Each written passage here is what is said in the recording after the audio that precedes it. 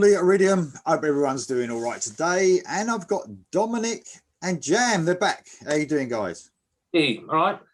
Yeah. Hello. Good. Not bad, not bad. So we're going to do another show of all killer, no filler, total frustration. Before that, I've got a shameless plug. Sunday night live stream, 8 p.m. UK time. Please join me, Jam, and a few others for 1988, the best or our favourite albums of 1988. So hopefully everyone will come on there. Dominic hopefully will make it in future, but yeah, it's a good year, 1988. Hopefully you come on there, get your favourite albums together, and we'll try and comment as much as we can or react to your comments on the live stream. So please join us for that. So let's get on with this then. W.A.S.P, all killer, no filler, total frustration, W.A.S.P. So I love W.A.S.P, man. Before we get into that, I'll explain the rules. Shall I explain the rules? Yeah. I think most people are getting it now, but so all killer, no filler, total frustration. The rules are it's like your favorite songs, if you like, your playlist, best of, but with a couple of really sort of rules that Jam has brought in. This is why it's so frustrating, is that one, the rule is you can't have more than one song off of each album. And the other rule is the track off your playlist, if you like, has to match the actual track of the original album. I'm hoping that makes sense completely. But thanks a lot, Jam, by the way. Thank you as always.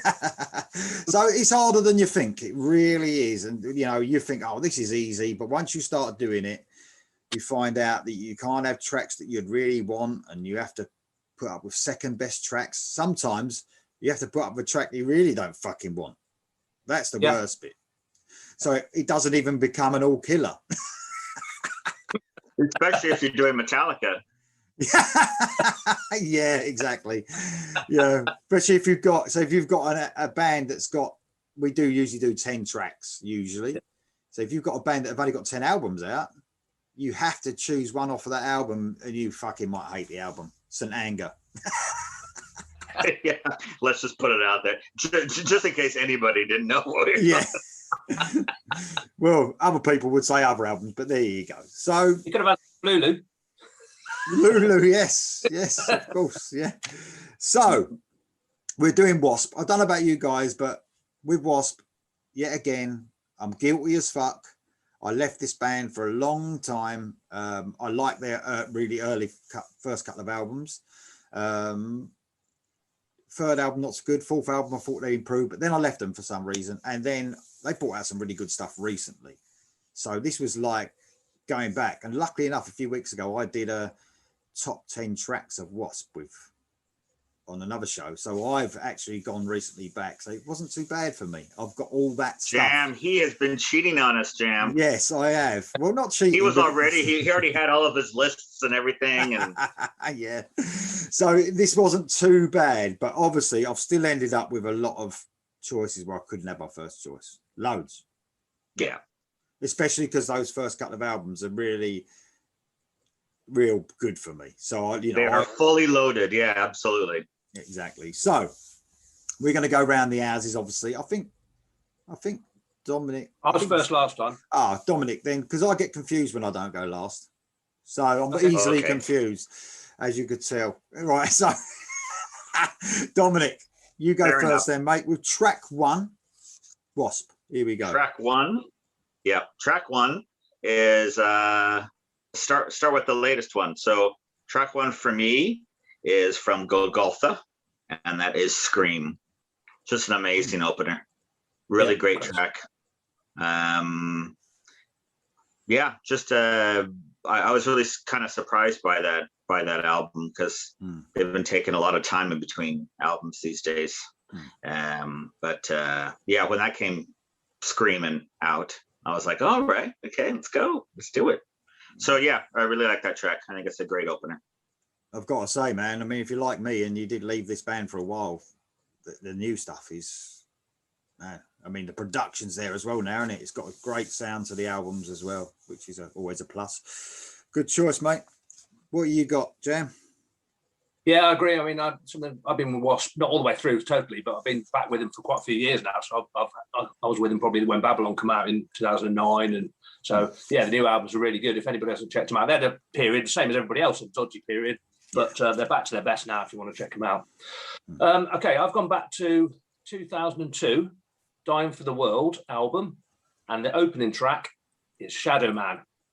It's absolutely really good song. It's a recent one because I've watched another. I've seen your one, Lee, but there was another few people doing some W.A.S.P top tens, if you like, and I've got I've got a massive long playlist. I put it on my iTunes. I was listening to it, and this is one that stood out straight away. So I've been playing this before we knew we were doing this for the last few weeks. It's just a great opening track. I didn't think I was going to get it on with all the great opening tracks, but I did mine in reverse order, starting at 10 because that's always the hardest, and I ended up with a space. So I thought, brilliant, Shadow Man's on there. It's just like a sort of a cool riff. I don't know if you've heard it, and it's even got some haze in there, so you can't beat a song with a hay in it, can you? So yeah, it's good. It's got this riff all the way through it. It's sort of industrial-ish, but not like some of the other albums. But it's really good. I've got to say that bad. Well, you just spoke about their dodgy period, if you like. I don't think it's as dodgy as I thought it would be. No, it's not. You know, I think sometimes at the time you think, oh yeah, and then you go back all these years later, and obviously you've getting older and you learn to appreciate music a bit differently. And I don't think it's. I think they got a great discography. To tell you the truth, I think it's really good. Yeah, there's one album from 1997 that we'll probably talk about. That's absolutely, it was really, really good at the time. Obviously, it was like, this doesn't sound like W.A.S.P, but it's good. I'll mention that. Okay, great. So I'm going not so far back. Oh my God, it is actually 14 years. Shut up.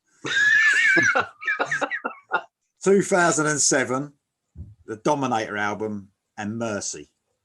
Yeah, great track. So I'll tell you what though, it gives me, and I know a lot of songs do of W.A.S.P, they do tend to, some of their songs sound the same as other songs they've done. This definitely has a sort of wild child feel to in some of this, you know, the way that, especially the verses, but a great sounding album, by the way. This is like on their road back to how they are now, isn't it? Yeah. The last 3 albums I'd say have been pretty fucking good, you know. So yeah, Mercy, a great opener. We'll get on to obviously to what we really wanted later, but that's my opener for track 1. Excellent. Okay, Dom, track 2. Well, my track 2, until about 30 minutes ago, I didn't realize it's going to be a bit, well, it's not really controversial, but we have spoken before about how different areas have different track listings. Oh, you've cheated. Well, I didn't really, because obviously I know the American version because that's the one that, you know, that I bought at the time and that I have, you know, loaded in my iTunes. Where do you live now, by the way? I live in Glasgow now. What are you doing the American version for then? Hey, I will give it to you if it came out at the time that I was living here, but I wasn't. All right, okay, I'll let you get away with that one. What you got then, mate? So from Still Not Black Enough, which has a extremely different track order than the, well, in fact, this is Skinwalker, which is track number 2 on the US. And I found out it's not even on the European version. Yeah, Mark, to tell you the truth, Mark, who I've done the top 10 with, he chose this as his favourite song from the album. Did he? Yes. Yeah, so it's a great tune. I don't know why it's not on the European version. I know that the American version came out nearly a year after it was out everywhere else. Yeah. So they had vastly changed it, obviously. But I love this track, and I put it down as my number 2. And then I was just flicking through their discography before we came on, and I was like, oh, shit, look at that. So there you go. I mean, if you don't have this version on CD, which you probably don't, go on YouTube and listen to Skinwalker. It's a great track. It starts with like some sitar sounding kind of Indian music. Fantastic vibe. Really good drums on it. Really good performance on the drums. It's a great track. So check it out because you probably don't have it. No, it must be a good track though, mate, because Mark mentioned that one. You have, so yeah, definitely. Isn't that wild? Yeah. Yeah, good one. Okay, there you go. Good one. Okay. What you got, Jam? Number 2. Well, the first time I ever listened to W.A.S.P was actually live in the Raw. I love that. My friend had, I didn't actually have it, and the first time I heard it. So the opening to that is Inside the Electric Circus. So that's how I got introduced to W.A.S.P, and subsequently I bought the follow-up albums. So I thought I couldn't have this song because, well, I didn't know if I could have this song because I assumed it was track 1, but it isn't. It's actually track 2, Inside the Electric Circus. Yes, it is. So that is my pick. I don't think I need to say any more about it. Everyone's heard live in the Raw. It's just a great track, isn't it? Welcome, bid you welcome. Excellent. Yeah. Good track. Okay, my number 2, and I want you to finish this for me, boys. I need you to sing this for me. Is that all right? Depends what it is. Right. You ready? Yeah. Hello. V.E. Oh my God, come on. Oh, L-O. I thought you were saying hello. I was like, what? Right, we'll try it again. Hello. V.E. All I need's my love machine. That's the one. That's it. Well done, guys. Well done. I thought he was all, hello. Yeah, hello. I suppose that'd be a bit confusing. Yeah. So I should have maybe sang the verse before or something. I don't know. We got it. No, it's fine. It worked out in the end.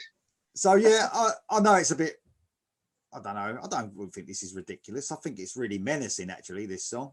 And it's, I can imagine, I haven't seen them live, but I can imagine. Oh, I have seen them live. I saw them at Donington in 1987. There you go. I have seen them, yeah. So Bon Jovi headlining. Yeah, that was a good lineup, though. That was a good year. It was. W.A.S.P were one of the first bands. So, yeah, Love Machine from W.A.S.P. What more can you say? Love it. I love the verses, especially with the drumming and just Blackie singing. Yeah. Oh, it's just an amazing song. That's my number 2. Oh, great choice. Great choice. Thank you very much. Okay. What do I got? Number 3, I got Babylon's Burning from Babylon. Great track. That actually could be an opener on that album, to be honest. It's got that feel. But yeah, really like that track a lot. Yeah, it's a good album. Very good album. Excellent. I guess that was as you say, they've kind of had a climb over the last few albums. And what a great cover as well. What a great album cover. We talk about album covers a lot. Oh yeah. Four Horsemen. Yeah. Good choice, mate. What you got, Jam? Number 3. Well, Dom's pick was brilliant because it's the same as mine. Babylon's Burning. There you go. Well done. It's Dom's, the first matchup. Yeah, it's got a great gallop to it. It's as Dom said. I think the first track of the album, which I won't mention yet, was really good, and that was my favourite until this come along. And I think Babylon Burning is better. And it says 666, a rising beast. What more can you want? There you go. Yeah. I mean, you can't get metal on the devil. That's cool, isn't it? So there you go. Okay, my track 3, going back quite a way, 1989. Title track, The Headless Cross. Children. Fucking Black Sabbath. Well, you've been looking at Black Sabbath lately, haven't you? I know, too many headless things going on. The Headless Children is my track 3. So yep. I love the doomy feel to this. It could almost be a Sabbath song, actually. It's like a doom to it. It's sort of that. It's got a 70s Hammond organ sound going through it as well in parts of it. Well, he loves Uriah Heep, and they always had that Hammond organ. So yeah, a lot of that comes through on some of those mid albums. I mean, I'm not a big fan of Hammond organ. Don't get me wrong, but I think it works in this song, and it's sort of nice to hear W.A.S.P and their heaviness with something like that. I'm not into the Deep Purple and stuff and all that shit. Sorry, Deep Purple fans. But all that shit. Listen to him just mess an entire, genre of metal, Deep Purple and Uriah Heep and all those guys, Yeah, sorry about that. Sorry about all that shite. But, Blackie Lawless, man. I mean, we're going to speak about him through this, but what a great voice. Really menacing in this one and all. Like, just really passionate, isn't he, as a vocalist? Puts everything into it, which I'll mention time and time again. But The Headless Children, mate, that's my number 3. Great song. Not the Headless Cross, the Headless Children. That's right. I've been, yeah. Well, funnily enough, my number 4 I've written down.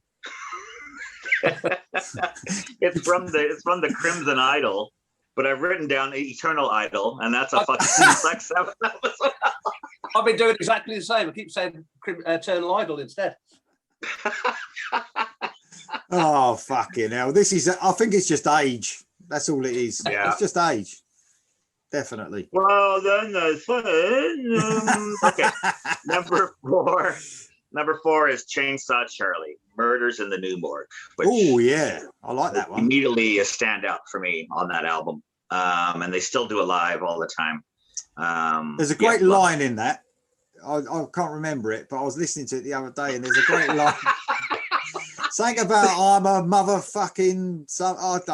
I've forgotten. Oh, what yeah, it is now. yeah.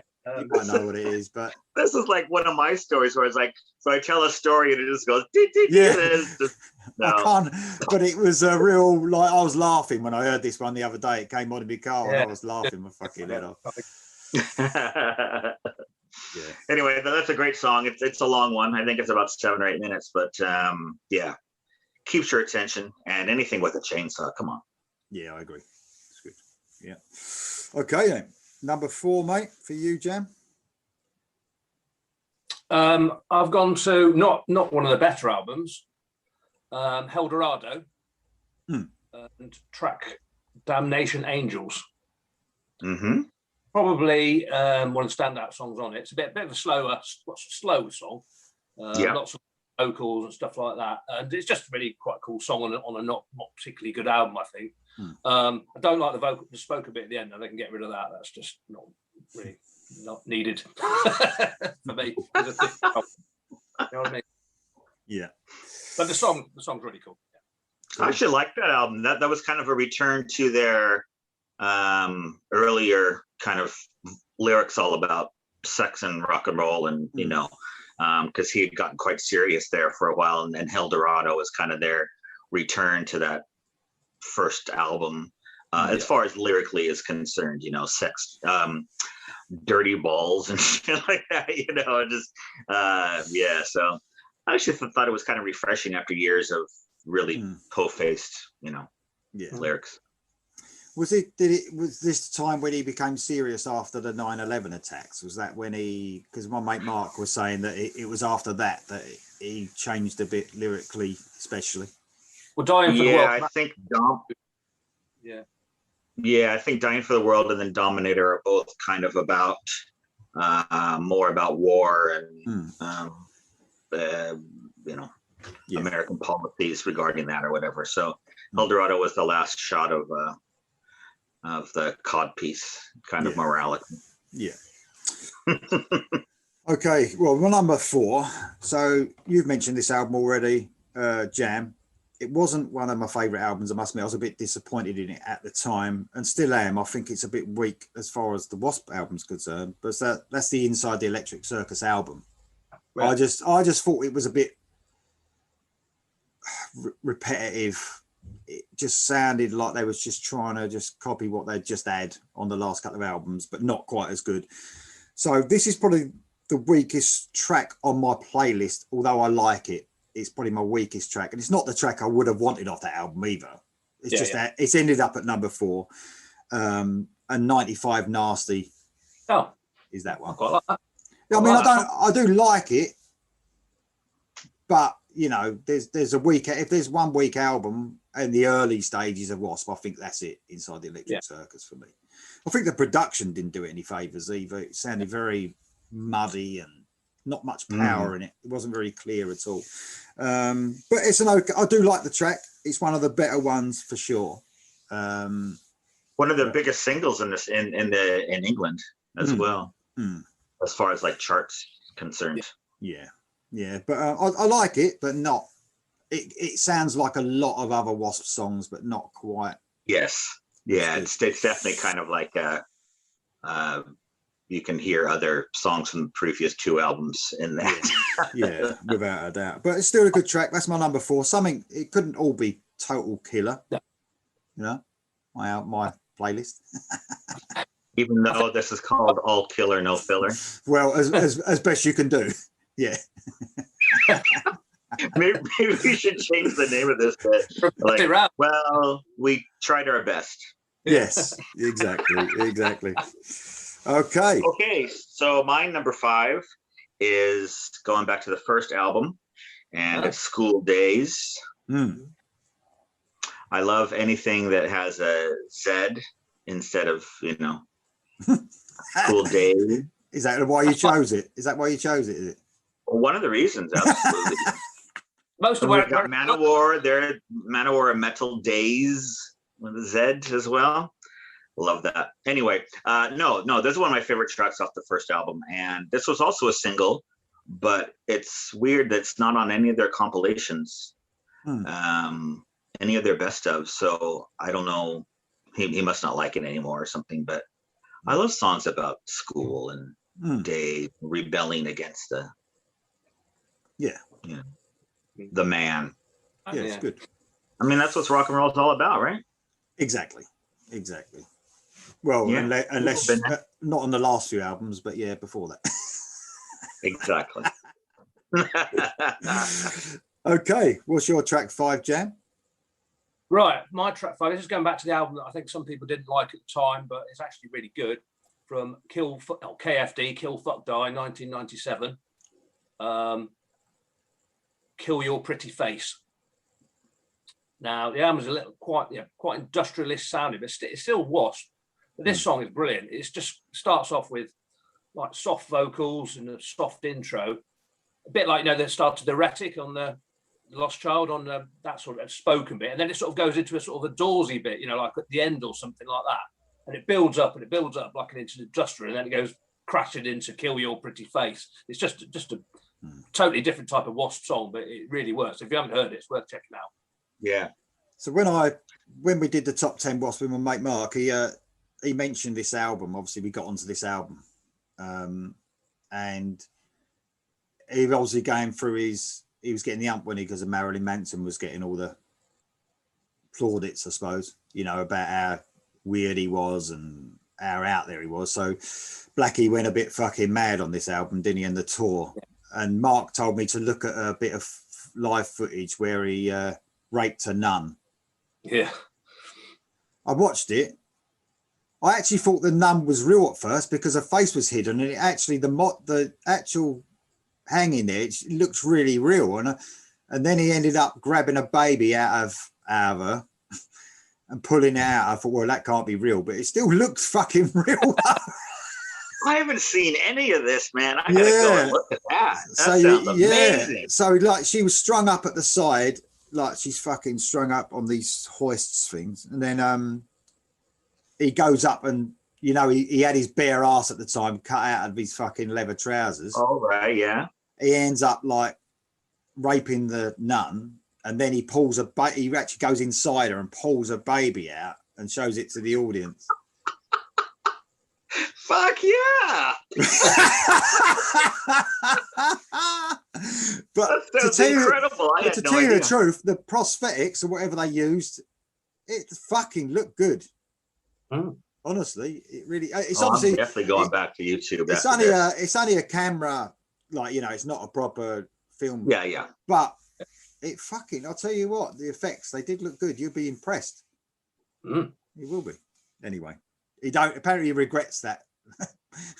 No shit. Raping the nun. Yeah. You don't say. Anyway, right, okay. It must be hard being like a hardcore W.A.S.P. fan because he just goes, as far as his politics and other interests of his that we're not going to get into really, but man, he just goes back and forth like the most extreme to the most extreme, whether it's raping a nun on stage or whatever. But I don't know. Exactly. So yeah. Bit schizophrenic, yeah. Almost like a woman. Changes her mind all the time. The good thing, no women listen to your channel. Exactly. Oh no, there is one. Good for her. Yeah, she won't do any more though. that That's it. You already burned that bridge. Or maybe that's the only thing left for W.A.S.P, for Blackie now, to become a woman. Yeah, maybe. Oh, maybe. There you go. There you go. Wouldn't Fully surprise me. support that decision. Yeah. Anyway, let's see here. So on to number 6, you maniacs. No, I ain't done my 5 yet. Bloody hell. Oh, you haven't? Have you done No. your 5? I have, yeah. Kill your pretty Oh, face. yeah. Oh, we got sidetracked on the nun, didn't we? I think it's you, Dominic, for your 5. No, you went first, No, didn't I've you? done my God, see, 5. you really fucked this up now. This ain't me getting confused this time. Anyway, number 5. Your 5. Okay, I'm going back to 2009's Babylon, which we've mentioned a couple of times. It's already a great album. Into the Fire. So, sort of a heavy ballad, if you like, very epic sounding, off a great album. Some really cool guitar work on this, really like long extended solos, if you like, a couple of them in there. So they do go epic, don't they, W.A.S.P? If everyone thinks they're just about these 3-minute songs about sex drive or whatever, they're not like that at all. They're a lot more to them musically than people think. You know, just because he has fucking flames shooting out of his codpiece once, it doesn't mean he's can't write a decent song, does it? No. There you go. Yeah, all of what you said is just right up your alley, isn't it? Just these heavy ballads with long guitar solos, and that's just Lee all over, isn't it? You love that stuff, don't you? Well, the guitar solo Love a thing, heavy ballad. yeah, the guitar solo thing not as much, but heavy ballads, yeah. And if it's got a lot of Epic. if it's got a lot of feeling in the guitar solo, especially in a ballad, which this one has, you can't, it's like, I know it's not the same, but I don't know if you guys are into Alter Bridge. The song Blackbird, that guitar solo, it's long. And it's just so much emotion in it, that's sort of what I like. If it really, you can feel it, There ain't often a guitar solo that can do that to me. But there you go. Into the Fire, mate, off Babylon. Number 6. We're on to number 6. We've gone halfway. Yeah, we're on to number 6. Yeah. I have High on the Flames, which is from Hell Dorado, which is an album that we talked about earlier. Love this track. It's got almost like a Stonesy kind of swagger to it, and there's lots of space in there and stuff, which he isn't really known for. Normally, especially on these albums that we're talking about that are great, I have to say they're kind of full on production, and it's just like everything is just wall of sound. There's no like real separation or anything. This track, it really, it's got a loose rock and roll feel, which personally is more my cup of tea. But yeah, it's got a nice swagger to it. It's good. Love it. High on the Flames. On the Flames. Cool. Excellent. What's your one, mate? Number 6. Well, this is an easy one. From The Last Command, 1985, Blind in Texas. Ah, you like a bit of that? I remember that video, man. In the desert with a motorbike. Oh, yeah. No, I mean, it's a classic song. Play at every show. I've seen him quite a few times. I saw him. I had tickets for last year, which obviously got cancelled like everything else. See him, but they actually cancelled it. They didn't postpone it, so I don't know if they're coming back at all anytime soon. But yes, Blind in Texas is a classic, isn't it? And it's still a good song, I think. Most people, it hasn't been hackneyed to death. It's not too overplayed. I've got to say, you remember back, while I'm remembering this, because you mentioned live shows, remember back in way back on the Inside the Electric Circus, that album. I remember watching, they was on TV, like they had a TV concert. There's a big thing made about it. I've got to say, the bass player at the time, and I can't remember who it is, the blonde-haired geezer was Ronnie Rod, that's it. Yeah. He needs to stop fucking singing. He really does, because honestly, that whole, I don't know how long he was with the band for, but his backing vocals. One album. Well, the album he was on. Thank fuck for that, because I think they must have just played that concert back. I'm blind in Texas. It was fucking terrible, and they had his mic turned up so loud. It just fucked it right up. I bet Blackie played it back and went, "Oh fucking hell, you're gone, you're gone, mate. We've got to get someone who can sing." I think I have to correct myself. I think he's on the next one, Headless Children. He didn't sing on it, that's for sure. Didn't sing on it, no. Fucking terrible. There were no duets, no. You need a good backing vocalist, mate. You need a good backing vocalist. Anyway. Well, they take care of that now by tapes, but I'm not gonna. Yeah. Well, don't they all? Okay. I saw them in. It was Eldorado tour, and it was the most shocking use of backing tapes I've ever seen. I mean, no one is near a microphone. Fuck. Yeah. It's wild. It was wild. It's actually that show was on a DVD called The Sting. It was a CD DVD combo. Live. Yeah. It was shot in LA, and I was actually there. I think it's one of the very first like streaming concerts ever, because it was the late '90s. But it was just the backing vocals were shocking, super loud, and like 3 people are singing, and there's like one guy over here. Fucking hell. But anyway, that's the way the cookie crumbles. Well, I mean, it's either that or you get Johnny Rod singing, He's fucking terrible. Horribly. I'd rather have the backing fucking tracks. See, true. Exactly. I know you would. or get someone who can sing. That's even better. Anyway. Okay, what you got, Jam? That was it, Blind in Texas. Oh, so fucking hell, see? It's just, I love getting confused on this show. It's fucking brilliant. Okay, well, my number 6 is Revengeance from Dying for the World. Ooh. Yeah, sort of a very typical W.A.S.P rocker, but Blackie's voice, as usual, I know I've mentioned it already, it's fucking great in this. I don't think he ever takes a rest when it comes to the emotion. He gives everything, doesn't he? But it is a very typical W.A.S.P song, but it's as good as a lot of the W.A.S.P songs as well. So I'm happy with my choice, Revengeance. There you go. Cool. This seems like a good time to bring up. Has anyone ever thought of the similarities between Blackie and Meatloaf? No. Their vocals? No. Really? I can't fucking stand Meatloaf, honestly. And you love Blackie? Yeah. I think they sound very similar. They got that, that. Oh, yeah, I can sort of understand that, yeah. I could. There's that similarity, but well, no, I that's all I mean is vocally, as a kind of their. But it's weird, isn't it? It's because this controversial thing with me and Rob Halford, which I don't really get on with his voice. There's a lot of singers out there that sing like him, and people will say that singer is just like he's doing a Rob Halford, but I can't get along with Rob Halford's voice, but I can the singer that sounds just like him. So there must be something. It must be, whether it's the tone or I don't know. Mm-hmm. Not really sure. But. I just let you alone on that. I'm not going to try to sell you on Judas Priest. I mean, you've heard enough to make up your mind. You know what I mean? I don't mind Judas Priest. I just don't love them. They're not one of my go-to bands. That's all.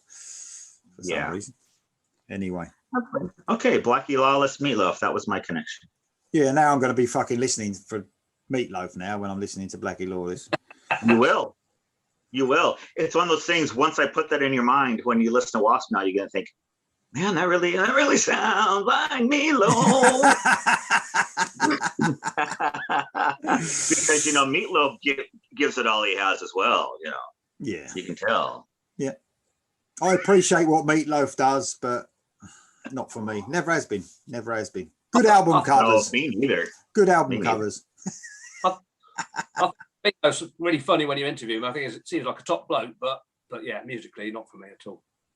I love the story of when he got bottled at, it was like Reading or something. It was like a really infamous, he was like the special guest. I think he was right below the headliner or something. But it was just a weird bill and he didn't fit at all. And yeah, it just got pummeled with piss bottles. Would have been great. They were the days. Exactly. Right, okay. Track 7. Okay, number 7. Yep. I have I'm Alive from Inside the Electric Circus, as we all talk about. I think that's a great song. It's got a good gallop on this one. A good W.A.S.P gallop. Great chorus as well. I'm alive. You know, I just love that kind of W.A.S.P tradition of I want to be somebody. I'm alive. That kind of just, you know, powerhouse chorus. That's actually my favorite track off that album. Yeah. You've got good taste, my friend. Yeah. I love that song. I love that song. Obviously, this fucking frustrating show didn't let me have it, but I do like that. It isn't actually the one I really would have wanted in that slot, but I do love that song. I absolutely love it. All right. Okay, what you got, Jam? Well, I'm going to one of the two albums I could have had any track off whatsoever on this. Probably, obviously, there's a few speaking bits, but Crimson Idol, not Eternal Idol, from 1993. Great album, concept album for people who don't know all about. I'm not going to explain the story to you because I don't really understand it myself, but it's a story of a rock star becoming big and all that. And this song, I Am One, is sort of when he gets to the height of fame. And it starts off with like a medley of Hello London, Hello New York, and all this sort of stuff.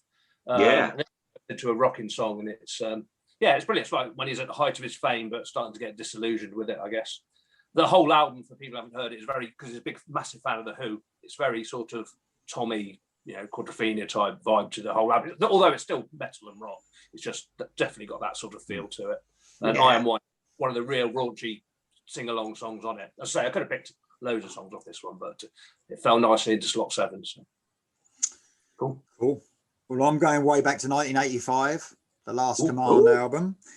And, well, you just mentioned the sort of songs I like. You're probably right, Dom, because I like Cries in the Night. Absolutely love that song. So, yeah. Dark epic ballad. Yeah, exactly. Absolutely love that song. Mr. Spencer, we've got your number. I think it's always been one of my favourites on that album because it sort of stood out as a more, I suppose, intelligent sort of sounding song than some of them, than Sex Drive, I suppose. But no, I absolutely love it. I think it's a brilliant song. And like you said, a balladish, heavy ballad, if you like. Absolutely brilliant song. There you go. That's my number 7. All right. What do we got? Oh, well, speak of the devil here. I have a feeling maybe I am the only one to have this on here. And you know me, I don't normally pick ballads. I'm not, I like big riffy rock and roll, but I picked Forever Free. Ooh, yeah. From the Headless Children. Yeah. I do love it. Probably my favorite W.A.S.P moment of all time is where midway through when the drums kick in and then they go double time, and I just love that part so much. I almost wish it carried out to the end because he goes back to the kind of slower. I think once you hit that gas pedal, you should probably take it all the way to the end. But I love it anyway. I think I heard you talk about this song, how it was influenced by Skynyrd, and you can definitely hear that it's influenced by Leonard Skynyrd. Yeah, totally. But yeah, I just think it's great, and it's a ballad that isn't a love song, so I'm okay with that. Yeah, it's a great choice, mate. Okay, what you got, Jan? This isn't a cheat, but it's sort of, you'll see what I mean. It's from Dominator, 2007, but it's Heaven Sung in Black reprise. So it's not the song Heaven Sung in Black. It's the right track, but it isn't the full song. But then again, it's 4 minutes long, and it's pretty much very similar. Oh, right. Yeah, well, that counts probably. Yeah, it counts. It's just, I would have had Heaven Sung in Black if I could have fitted it in. But so it's sort of a good one, but it's just a bit, it's a slow ballad if you haven't heard it. You'd probably like it, actually. It's very atmospheric. Yeah. Good song. No, that's great choice. It's only Dominic that's cheated so far, so don't worry. You wouldn't pull this shit on any of your other American friends. Right, okay. Right, my number 8 is off of the Unholy Terror album, and it's Raven Heart. All right, yeah, Raven Heart. It's sort of this sort of groove on this one. And I know we talk about, I've spoken about W.A.S.P songs, reminded me of other songs. Sort of got that Love Machine type verses going on. And a really great soaring chorus as well. Absolutely love the song. That's my number 8, Raven Heart. Dying for the World. Yeah, Oh no, Unholy Unholy Terror. Terror. Unholy Terror.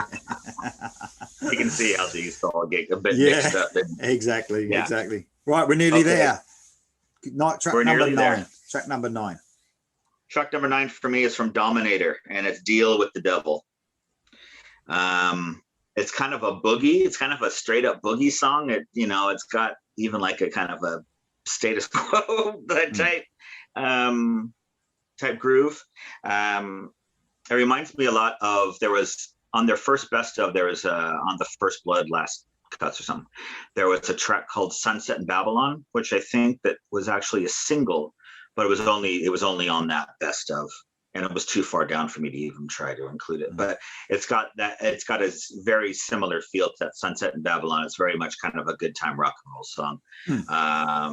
The one thing I will say in general about W.A.S.P, especially post their earlier stuff, is, for me personally, a lot of the times the drums are just overplayed. Like, there's no space. There's just everything is filled with a fill. It's like just full blown. There's no. I mean, you know how much I love AC/DC and stuff like that. I like a bit of space in my rhythm section. A bit of space to move around. And everything on W.A.S.P albums, from the '90s on, is just like full blown. So I like when they kind of pull back a bit, and this one is one of those. Is that why you like progressive rock so much? Is that a dig? Yes. But no, I agree. I think that, when I listen to metal, the drums and bass, you said, are so important to stay, for me, basic. So the guitar and the vocals can really, shine through. I don't like it when bands sound like a jam band, when they're all playing a fucking solo, basically. I'm with you on that. Oh, is that why you mentioned prog rock? Is that a little bit? Yeah, I just saw your comment on Facebook about progressive music the other day. Listen, but I'm not talking about Gentle Giant and fucking Camel or whatever. I'm talking about like modern stuff like Foxbeard and Pineapple Thief and Porcupine Tree and all those bands. Which I don't know. Have you heard any of that stuff at all? I get through about 30 seconds of it and I have to fucking turn it off. Because a lot of it's very melodic, and it's just it's not muso-y playing at all. But anyway, that's for another show. Yes, definitely. Okay, what you got then, Jam? I was lucky. I nearly made a mistake, which I can't be seen to make a mistake that I invented this. So no. because on my iTunes, and you seem to say that every single time we do one of these as well. Is that I almost? I have to triple check it, but on my iTunes, I reinstated "Fuck Like a Beast" as track 1 on the first album, where it should have been in the first place. Obviously, it got pulled, I think, before they released the album. The track 2 I did was the same thing. Yeah. So I had number 8 was number 9 or whatever it was. Anyway, I reconfigured it. So I've got "Tormentor" from the first album. Oh, I fucking love that song. Yeah, I love that song. Yeah, it starts off with a slow rack, doesn't it, turning or whatever, and then kicks into the song, and it's just quite a cool song. To be that far down the album, actually, it's pretty cool. And ends up with a sort of a guitar solo at the end, I think. Sort of a guitar solo. Great video and it was a soundtrack when it was in a film. I think I put it on Facebook the other day. It was on. Actually, I've finally got a copy of that film. I've never seen it, and I finally found it online. What's it called again? Sorry. What's the film called again? It's a really long. Yeah. I never remember. They're playing in the actual film. It's near enough. The video for Tormentor is near enough the whole bit of that film. He walks into a bar, doesn't he? And then they're playing, and it's quite funny. There's some really ridiculous laser effects and all sorts of stuff. Horror film, I presume, is it? Sorry, mate. Horror film, I presume. It was like a science fiction horror type film. Yeah. It had everything in it. It had fucking giants in it. It had zombies. It fucking had a lot. I bet I watched it in the 80s. I bet I watched it. You probably did. You probably did, yeah. Yeah, exactly. What a great track that is, though. I love that song. Well, to me, when I think of W.A.S.P, and I know they're a long way away from that, but when I think of W.A.S.P, that's what that for me is W.A.S.P. And the way they used to be, obviously. But in the back of my head, if someone mentions W.A.S.P, that'll probably be the first thing that I imagine is that era. Which I have to say, sorry, I just learned this morning that it's Randy Piper's birthday today, ironically. So I know you're watching, Randy. So yeah, what a great guitarist, though. What a great guitarist he was, wasn't he? Absolutely brilliant. Yeah, you can say that they never really were the same after he left. But yeah, there you go. So happy birthday. Yeah. Okay. Well, I'm going. My track 9 is from Golgotha, and it's the title track. Yeah. The 7.5 minute epic, if you like.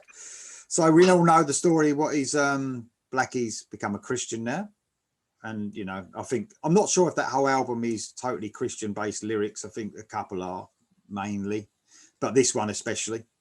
But the song itself is just, it's got so much emotion, you know, Blackie does in this song. I watched the video earlier, actually, the lyric video, because I don't mind lyric videos because it doesn't make you stray off the song itself, whereas actual videos do. I just can't, when I'm a bloke, I can't watch a video for the first time and listen to the song. I can't do both. Like, I either lose track totally of the video or the song, one or the other. But lyric videos are quite cool. Yeah, I absolutely loved it. I mean, I think this is so epic, and it just shows what they can do. Again, they've done it though through their career, W.A.S.P, but this just shows you how good they still are. And yeah, I can't wait for some new music. Actually, it might be a while because they take ages coming out with stuff, but I think they're probably, if these sort of songs came out all the way back then, you know, it's like, don't you? You got nostalgia, didn't you? Where you keep on to the first couple of albums where you played them relentlessly. But you know, imagine if this album came out third after The Last Command, you would have been ecstatic, wouldn't you? Maybe not lyrically, because you'd have been like, "What the fuck is going on here?" Then, but musically, it's just absolutely superb. Solo's great, very emotional again and long. No, it's a great song. Great title track. There you go. Golgotha, number 9. Well, they really started that whole tradition on the very first album was Sleeping in the Fire, which is a big song for a lot of W.A.S.P fans. And that's on the first album, and that just kind of set the template.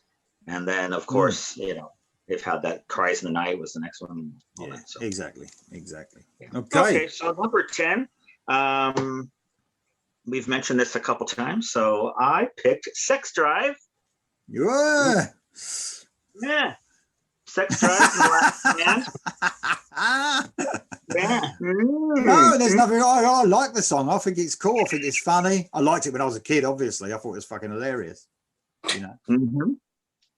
Yeah, I mean, as I just said, you know, W.A.S.P for me will always, you know, I've followed their career and I have most of their albums. But for me, you know, that's just the classic, you know. Those first two will always be my favorites, and that's why it's just dumb lyrics and throwing me down in the audience and shit like that. Are they your 2 favorites? What's your 2 favorites? Is the first 2 for you, Jam, as well? Them 2? They are mine. I think my favorites, as probably said, was well, I like Live in the Raw, but obviously I think Headless Children and Crimson Idol, my favorite too. All right. Headless Children is I've got that. That's my last song, but brilliant album. I love that album. It's a bit more serious, of course, but the songs are just fantastic. Can I just say, I mean, I know we're going off track a little bit, but The Real Me was fucking brilliant, wasn't it? Was that on the Headless Children, wasn't it? What a song that was. Yeah. Like the cover version of The Who. I mean, Dominic's looking at me as if say, no, it's shit. But no, I fucking loved it. I'm actually saving that for my honorable mentions, shit. We were supposed to do. I thought you was looking at me as if to say, you are. Just go on. Sorry. It's just so because I remember as you're talking about stuff, I just remember stuff and I think, The Real Me. I remember that. Great. Absolutely great. Anyway, it's me, innit? No. It's Jam, isn't it? You've done your number 10, Jam. Oh, my number 10, right? Sorry, yeah, okay. As I just discussed, Headless Children, then Rebel in the FDG. I could have had any track off this, so that's why it wasn't a problem for me because I love this album, as I just said. This song, I've forgotten how good it was. I listened to it again the other day. It's just fantastic. It's got very, very, very much like Wild Child, pretty much. Yeah. It's even got a slow down bit and a spoken bit in the middle. But it sounds for fucking Decadent Generation, apparently. But they don't sing that in the lyrics. But yeah, it's just a great song. Very much Wild Child-esque. Great way to finish an album. Fantastic. Cool. I'm sort of going the other way with my finishing the album. I'm slowing it right down, as I like to do. So off the Still Not Black Enough, I Can't. So I like the arrangement on this because it's like a bit unorthodox, if you like. There's like most of the song is acoustic with Blackie, very emotional again, with his lyrics and his singing, and then it goes like into a sort of heavy bit, and then it goes back to the acoustic bit again. So it's a bit unusual in the way it's sort of set out. Most of it's acoustic with a little tiny bit of where it goes heavy. It's sort of got southern feel to this as well, so I think it appeals to me. It's got that southern sort of acoustic guitar.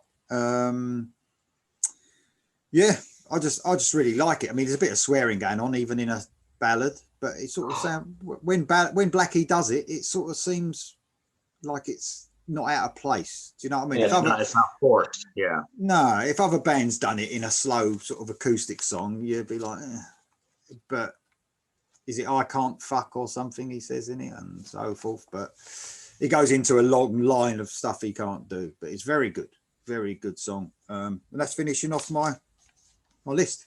There you go. There we go. We made it. Yes, so we're going to go honourable mentions. Yeah.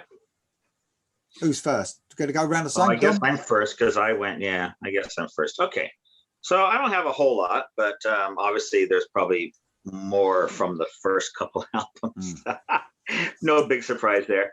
Number one, I Want to Be Somebody, obviously, and Wild Child. I just, either one of those is just perfect. Two, LOVE Machine, Inside the Electric Circus, and The Real Me. You are right, Lee. The Real Me is a great cover, and I do like the original. I do like the Who, and I do like the original. But this just came out just just great. And they kept even with the bass sound, it was kind of an homage to John Entwistle. So they kept enough to make it sound like it was a Who cover, but I really love it. Yeah. Another cover at number 3 is I Don't Need No Doctor, off of Electric Circus, which I think is one of their better covers as well. I think that one just really fucking rocked. Number 4, you know how I love my subtle lyrics, so I was picking Jack Action. I like that. That's a good song. Yeah, I love that song. Didn't have anything for 5. 6, I had Blind in Texas. Nothing for 7. 8, On Your Knees. I mean, come on. Yeah, one of the classic songs. 9, I had Tormentor as well. And surprisingly, another ballad. I had Hold On to My Heart, which is kind of a sappy ballad for me, but it's quite good. Cool. And then I had 2 that didn't really fit anywhere, which probably my favorite W.A.S.P song is Fuck Like a Beast, but it was taken off the first album due to pressure. So it was the first major label, so they took it off, but it was supposed to be track 1. And on the reissue that they've done, for the last 20 years, it is track 1. So Jam did mention that earlier, and I was a bit torn, but I thought, I'm not going to try to argue this. But yeah, Fuck Like a Beast, which should have been track number 1 off their first album. And then the other one I love is off of the Live in the Raw, which is Scream Until You Like It. Oh yeah. The only studio song. Critters, was it? Critters? Ghoulies 2, wasn't it? Ghoulies 2, yeah. Why do I think it was Critters? Well, because there were about 10 of those franchises at the time. There was Ghoulies and Critters and Gremlins, and there's just a ton of those. But yeah, Ghoulies 2. No, I don't agree with that. I think it was fucking Critters. I'm going to argue that one. Definitely Ghoulies 2. There's even a photo I can send of you with him with the ghoulie coming out of the toilet. Oh yeah, fuck it. I remember that as well. I remember that picture. Fuck. The Ghoulies are in the video for it. Yeah, I just remember furry little critters running around for some fucking reason. I don't know why. Oh, fuck. All right, I'm voted out of that. All right, okay. Yeah. No worries. Street cred is done there, Lee. Yep. Okay. You've lost him. So there you go. Okay. What you got, Jan? Honorable mentions. Nice. Yeah, I've got I Want to Be Somebody, of course, Wild Child. The other ones I've got Heretic, Lost Child from the Headless Children, like I say, could have had any track. Crazy from Babylon, which was my favourite song on the album. Still like Babylon's Burning. Well, to loads of people preferred that. Number 2, Love Machine, we mentioned. Invisible Boy from Crimson Idol, and Last Runaway from Golgotha. It's a good song. Number 3, I Don't Need a Doctor, that Don mentioned. Headless Children, Arena of Pleasure. That's from the Crimson Idol as well. Number 4, 95 Nasty. So I had that. I'd like to got that in, actually. Thunderhead and Chainsaw Charlie. Yeah. Great song. Yeah. Number 5, I had Mean Man, because we haven't even mentioned Chris Holmes at all today. But obviously that's a tribute to him at the time. Great song as well. Yeah. I think that's what he's named. That's what he's named his band, isn't it? Chris Holmes and the Mean Men. I don't know. He's released a few albums, isn't he? He lives in Paris now, doesn't he? Yeah, and he's coming. I just saw a lineup for a festival. I think it's Hard Rock Hell, and he's playing. And I think it says Chris Holmes and the Mean Men. So he even named his band as well. He just needs to employ a vocalist, then he'll be all right. Yeah. He's fucking terrible. He's fucking. Anyway, sorry. He probably if you're watching this, Chris Holmes, don't get offended, but you just get a singer and it'd be great. There you go. Right. Number 6. Making friends all around the world, Lee Spencer. Right, number 6, I would have had, this is my second choice, probably off the first album. If I could have had it, I Want to Be Somebody, probably would have had. But Hellion, nobody's mentioned Hellion. Great song from the first album. And Dr. Roctor from the Crimson Idol. Number 7, Sleeping in the Fire, which has been mentioned. And then number 8, On Your Knees. And that's one I thought I had as number 8 originally, until I realised I kind of felt like a beat as number 1. So yeah, On Your Knees for number 7, for number 8, and The Idol. And then for number 10, I didn't have a 9. Number 10, I just had Great Misconception of Me from Crimson Idol. Yeah, nice. You like the Crimson fucking Idol, don't you? Yeah, it is. It's brilliant. It's absolutely brilliant. Yeah, it's great. Okay, right. I'll do mine a bit differently because I'm a bit weird. I just want to tell you the ones that I would have liked in their place. So, number 1, I would have liked to have I Want to Be Somebody. I love that track. Got so much energy. You know, it's like they're really hungry in it as fuck on that song. Number 2, I had Love Machine. I was happy with that. Number 3, I had The Headless Children. I was happy with that. See, ain't bad, is it? Number 4, I had 95 Nasty, but I would have liked Miss You from Golgotha, really. Oh, right, yeah. Yeah. Number 5, I had Into the Fire. I would have liked to have Charisma from Unholy Terror. Yeah, that's supposed to be a good song, that. Yeah. Number 6, I would have liked Hellion. I had to have Revengeance. I would have liked to have Hellion. Number 7, and this is hard because Cries in the Night is one of my favourite W.A.S.P songs, but I would have preferred to have Sleeping in the Fire. It is my favourite W.A.S.P song. I absolutely love that song. Number 8, instead of Ravenheart, I wanted Forever Free. This is a real pussy W.A.S.P album I've got going on here. So, what a big surprise. Where's Jam gone? There he is. He went for a second. Golgotha I was okay with that. And closing off, I was okay with that. I was happy. So I had quite a few first choices in there, really. So looking at this is one of the strongest albums for me as far as, you know, all killer, no filler, total frustration, I think. Is that right? Yeah, out of the shows we've done, I think, you know, it just goes to show you what a good catalogue they've got, I suppose, isn't it? A lot of choice you got. Yeah, definitely. There you go. Can I just mention that I was fully expecting at least someone to have one of these songs. The Neon God Part 1 and Part 2 haven't got a look in from anyone. No. I don't like them albums. No. No? No. What about you, Jam? No, I've not. I didn't really grown me at all. I've not really listened to them at all, to be honest. No, okay. I'm just curious. It's just it's in that period when people really weren't paying attention. But I know it's Neon God is similar thematically to Eternal Idol. Okay. So yeah, but no one gave a shit. No. Sorry, Blackie. I don't think any of our songs like on that top 10 I did with Mark came in any of the songs off of that either. We didn't even mention No. I don't think Wow. so. Yeah, perhaps the weakest album then by the looks of it, as far as we're concerned anyway. It's only our opinion, isn't it? Yeah. I think maybe if there weren't two of them, it wouldn't be as daunting, but we've got the first one that 6 months later, a second one came out, and it's just like, oh my God, that's a whole like rock opera. Yeah. It's a little bit like, dare I say it, Nostradamus. Yeah. Not their best. Not their best album. Yeah. Anyway, thanks guys. That was absolutely brilliant as usual, and a lot of fun as usual. All right. And we're going to be doing Sabbath later on this week. So all killer, no filler, total frustration, Sabbath. Yeah. So that'd be interesting because there's so many different eras of that as well to talk about. Yeah, I expect to piss a lot of people off, which is always fun.